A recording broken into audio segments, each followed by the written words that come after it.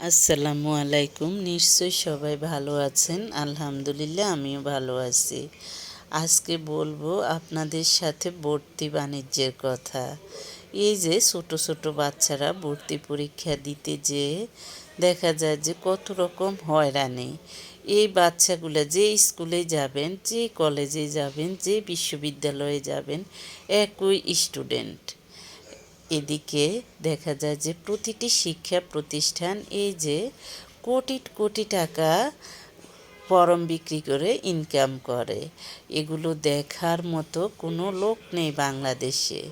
তাই আমি মনে করি বাংলাদেশের এগুলো বন্ধ করা উচিত। অন্যদিকে দেখা যায় যে প্রতি বছর একই স্টুডেন্ট বারবার একই স্কুলে ভর্তি হলে কেন প্রতিবার সেম ৮-১০ হাজার টাকা দিতে হবে, সেম ভর্তির টাকা দিতে হবে? এগুলো দেখার মতো লোক বাংলাদেশে নেই। বাংলাদেশে প্রতিটা রাজনৈতিক দল আমি মনে করি অযোগ্য। সবাই সবার স্বার্থে রাজনীতি করে, তারা জনগণের জন্য রাজনীতি করে না। রাজশাহী বিশ্ববিদ্যালয় ৩৫ কোটি টাকার ফরম বিক্রি করেছে।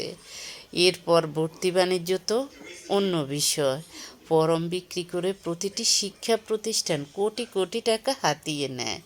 এবার বলবো যে পাপে পুরো আমলনামা শূন্য হতে পারে।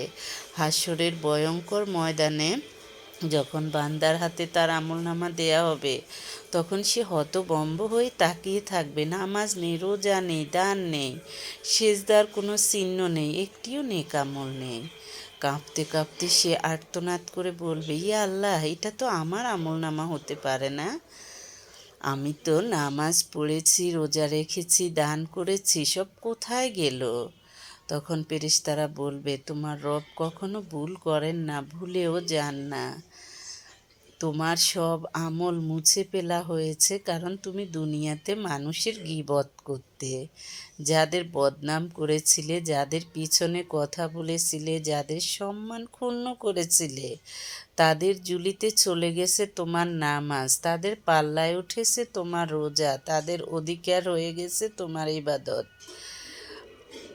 আজ মুখের এক ফোঁটা কথাকে তুচ্ছ মনে করেছিলে, কাল সেই কথাই তোমার জন্য কাল। আজ যে জিহ্বা দিয়ে মানুষকে আঘাত করেছ, কাল সে জিহ্বাই তোমার জীবন পুড়িয়ে ছাই করে দেয়।